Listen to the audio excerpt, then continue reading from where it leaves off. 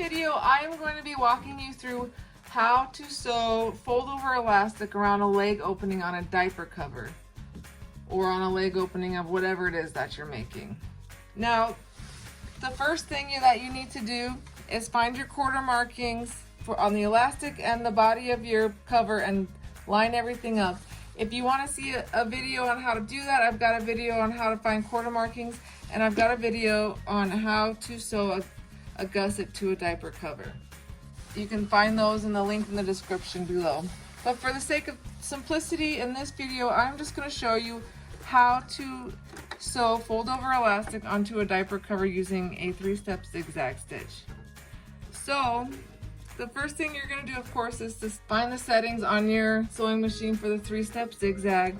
And I usually do like a number 3 stitch length on fold over elastic, just because there's so many stitches. You don't need to have super close stitches, especially if you make a mistake and then it's impossible to get out. So you're gonna get started.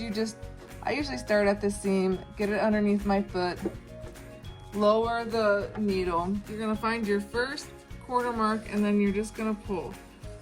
So, you can double check. You can use your hands or just peek underneath. Make sure that all the P-well is well underneath the fold over elastic. And then you're gonna stretch, but don't overstretch. Just stretch just enough that it lays flat with the P-well. See, like I could stretch it way farther, but now I'm stretching the fabric. And you don't wanna do that, because if you overstretch your elastic, then it's going to lose its shape. So stretch just enough to have a nice flat area there. And then when you get to your pin, you just pull it out and then do the process again. And if it's a long way to stretch, I usually just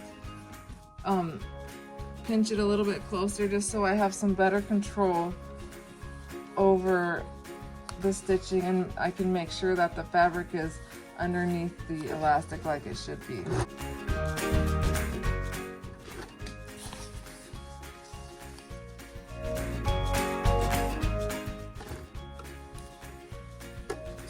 Now, when you get to the gusset,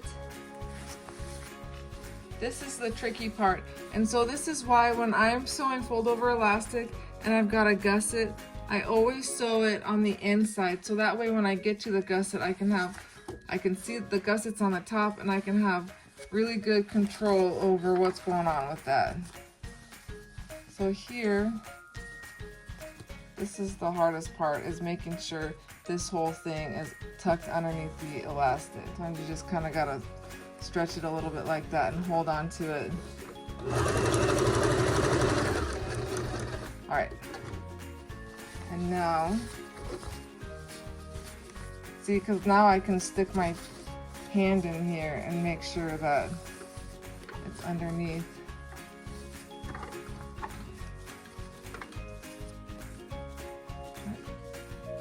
And another thing to keep in mind when you're sewing around the gusset is you can kind of feel and make sure that you don't have extra bits of the gusset caught. You want to keep it as flat as possible.